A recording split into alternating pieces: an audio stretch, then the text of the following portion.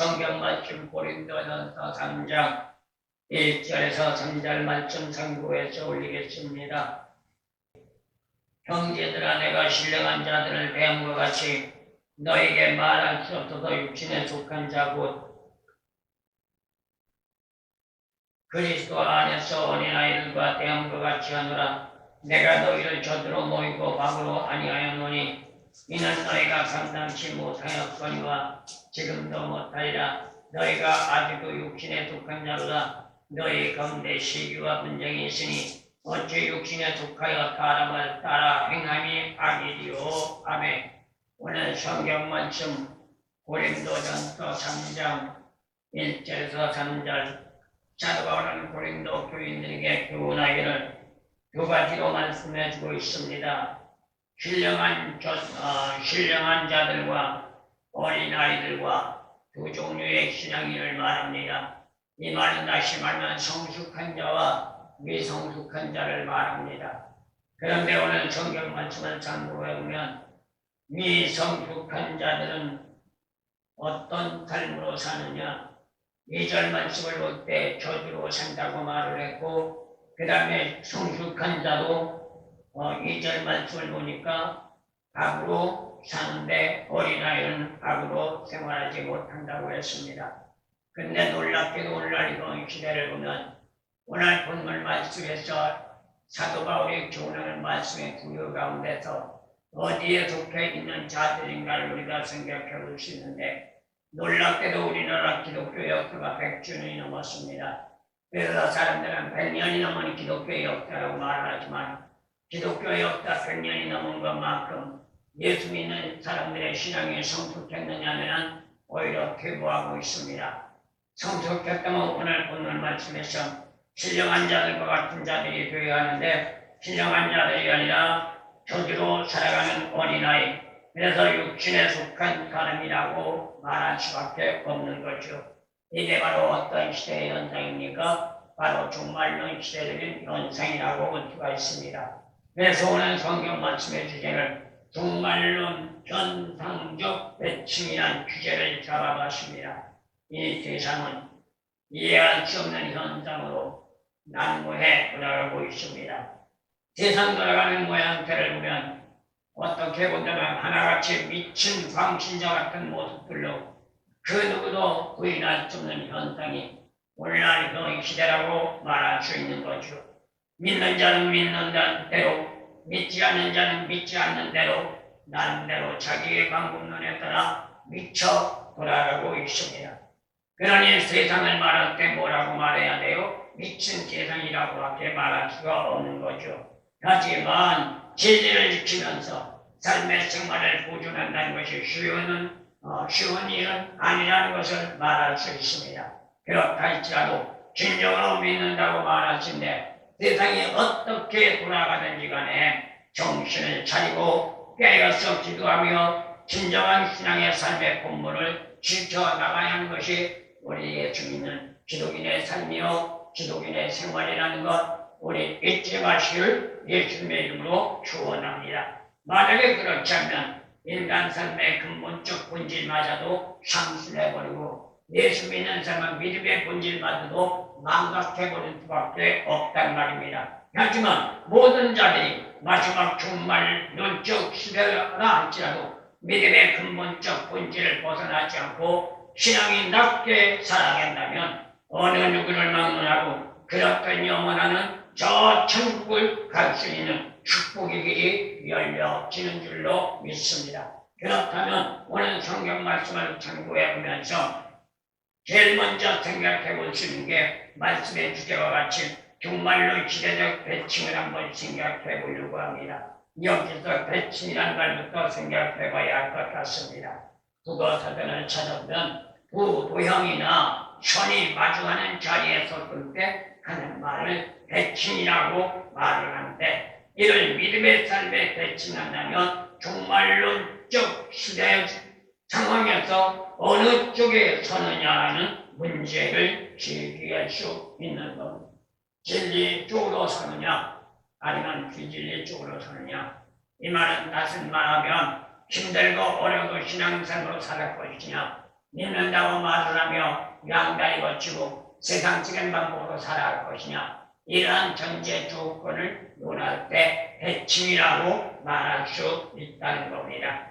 사실 중말이라는 말은 해고적부터 해오던 말입니다. 원날 갑자기 불쑥 태어난 말이 아니고 갑자기 생긴 말이 아닙니다. 하지만 현 시대는 형의 성악이라는 신학적인 체제가 아닌 형의 학이란 철학적 학문을 최고선으로 주장하면서 과학이란 프레임이 머리를 들고 일어나자 유물론주의로 팽배해진 현상에 의해 종말론적 현상은 크게 바라고 있는 시점이 오늘날 현 시대라고 말할 수 있습니다. 그래서 우리가 흔히 어른들 말씀을 맞거나 말세의 지말이라고 말을 하는 것이죠. 하지만 놀라운 게 뭐예요? 이러한 말세의 지말이 됐음에도 불구하고 믿는 자가 되었든 믿지 않는 자가 되었든 간에 심각한 사고로 생각하며 어떻게 하면 이러한 종말론적 시대 속에서 생명 구원받고 천국을 갈 것인가를 생각하는 것이 아니라 현상적으로 돌아가는 세상 타를 생각하며 좋아 라는 표현으로 남발을 하고 있습니다. 얼마나 살기 좋은 세상이냐, 얼마나 정말로 생활하기 좋은 세상이냐, 이렇게들 말하고 있단 말입니다. 현석적 상황 여건의 매력이요 진리가 아닌 엉뚱한 방향으로 휩쓸려 가고 있으니 이게 바로 종말론적 시대 현상이라는 것을 말해주고 있습니다.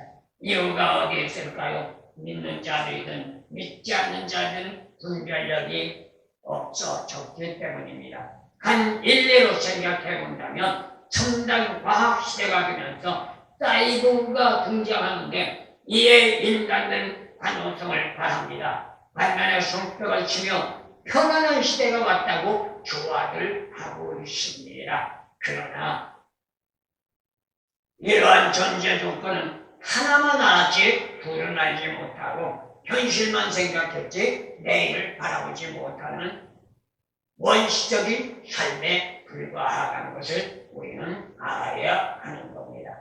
왜 그럴까요? 사이보그라는 로봇가 등장하면서 현실적인 인생은 편안해질지는 모릅니다. 그런데 내일을 내다보는 그 시간이 되다 보니까 문제가 발생하는 거죠. 여기에서 인간과 로봇가 대칭될 수밖에 없습니다. 결국 인간은 기계에 밀려날 수밖에 없고 기계에 밀려나다 보니 어떤 문제가 나와요? 인간이 해야 할 일자리를 잊어버릴 수밖에 없단 말입니다. 그런데 이러한 전제 조건들은 생각하지 않고 현실적인 현상에 매료되어 그냥 좋아 편안한 게 좋아 이렇게 남발들하고 있단 말입니다. 이거는 믿는 자들이라면 신본주의가 아닌 인본주의에서 빚어지는 폐단이라고 밖에 말할 수 없는 것이죠. 진리와 비진리는 반드시 대칭될 수밖에 없는데 인간 삶의 역사에도 예의는 아닐 것이니 시간과 세월이 가면서 더욱 심화된다는 것 우리는 잊지 말아야 되는 줄로 믿습니다. 여기에서 생각할 것이 하나 있습니다. 흔히 말하는 사이비 종교는 이단 문제가 아니라 정통이라고 자처하는 자들조차도 말도 안 되는 궤변들을 토설해가면서 미성숙한 자들을 미혹하다 못해 국가적인 정체성까지 뛰어들어가고 있는 시대가 오늘날 현 시대. 그러다 보니 지나간 난 어떤 날까지 돌았어요. 우리나라 이재명 대통령을 재림주라고 말하며 우상화하려고 하는 우스꽝스러운 일들까지 벌어졌던 것을 우리는 보게 됩니다. 이제 바로 어디에서 나왔어요? 무식한 자들의 발생, 주어진 현실만 생각하고 현실의 안일과 현실의 안욕과 현실의 포만감만 생각했기 때문에 이런 문제가 그래도 있다는 겁니다. 그러니 미치지 않고서는 이러한 일을 할 수 없다는 것이죠. 미친 자만이 할 수 있습니다. 정신 바로 있는 자는 이러한 일을 하라고 해도 할 수 없는 것이죠. 하지만 믿음의 삶이란 현상적인 포만감이 아니라는 것 우리는 분명히 알아야 할 줄로 믿습니다. 육신적인 포만감이 아니요 육신적인 안일함이 아니요 육신적인 안욕이 아니라 오직 하나님의 영광을 위한 삶이 기독교 신앙 믿음의 삶이라는 것 우리 모두가 잊지 마시기를 예수님의 이름으로 축원합니다. 그리고 또 한 가지 생각해 볼 수 있는 것은 신비주의와 대칭되는 신본주의를 말해볼 수가 있습니다. 어떻게 생각하면 동일한 논리라고도 말할 수 있겠습니다만 신비주의와 신본주의는 근본적인 본질부터 다르다는 걸 우리는 잊지 말아야 할 것 같습니다. 그렇다면 신본주의란 성경 사전이나 국어 사전을 찾아보니까 거론되지 않고 있더라고요. 그런데 문제는 뭐예요? 이거를 알기 위해서는 한문으로밖에 생각할 수 없다는 겁니다. 이는 하나님에 대한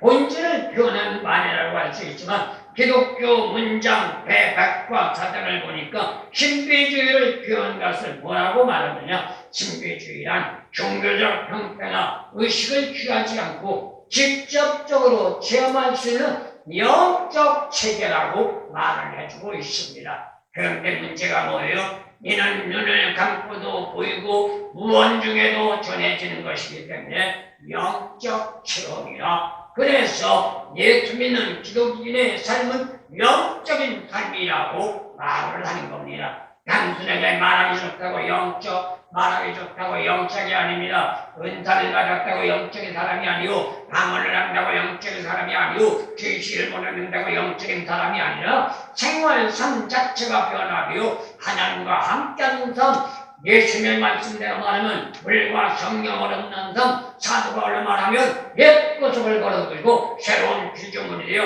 하나님의 형상인 사람이 되어졌을 때 영적인 사람이 될 수 있다는 것입니다. 다만 객관적인 삶을 보고 설명할 수 있는 것으로 신비한 역사적 체험을 말하는데 이를 다른 말로 말하면 신비라고 말할 수 있습니다. 그래서 무예인이라는 헬라어로 눈을 감는다, 입을 다물다 라는 뜻이 있는데 이는 기독교적인 본질적 제대로 형이 악이란 철학적 학문과는 거리가 먼 상태라고밖에 말할 수 없는 겁니다. 그래서 신비주의의 어원을 보면 일상적인 감각에서 벗어나 자신의 내면적 깊이에 침투함으로 초자연, 초감각적 실제라든가 신을 몸소 파악하고 그것과 일체화할 것을 강조하면서 참여하는 열렬한 종교적 형태를 가르치는 것을 신본주의라고 말을 합니다. 그래서 신본주의와 또한 인본주의와 대칭되는 게 여기에 있습니다. 인본주의는 보이는 현실,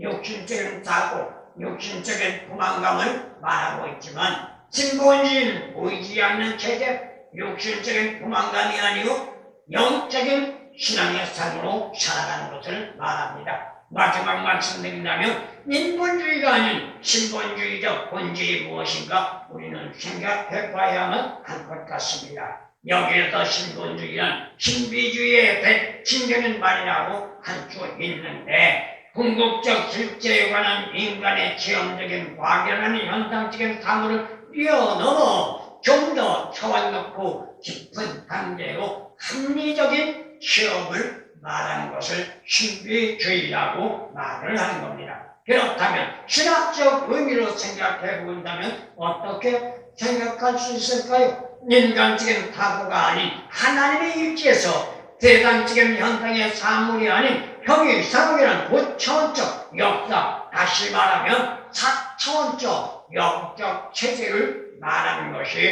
신본주의라고 말을 하는 것입니다. 그래서 신본주의와 신비주의의 연관성이 있다고 말할 수 있는데 신비의 본질적인 존재의 근거를 신년이나 이성의 깊이로 말한다면 창조적인 생명에 대한 기반이 뿌리라고 말할 수 있는 겁니다. 그래서 예수 믿는 신앙의 삶의 본질은 뭐예요?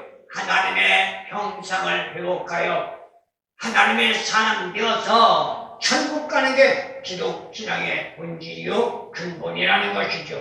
이게 바로 생명에 대한 집안의 뿌리를 찾는 것이라고 말할 수 있는 겁니다. 이유가 뭘까요? 죄의 군리를 벗어버리고 진리 안에 자유자가 되지 않는 한은 삶의 근본적 본질을 회복할 수가 없습니다. 인간이기에 진리 삶으로 변화되는 자는 어느 누가 감행한다고 할 수가 없고, 다만 할 수 있는 길이라면 예수 안에서, 신앙 안에서, 믿음 안에서, 말씀 안에서 변화된 자만이 성립할 수 있는데, 이러한 사람을 일컬어 뭐라고 말하느냐? 영적인 존재라 말을 할 수가 있는 것입니다.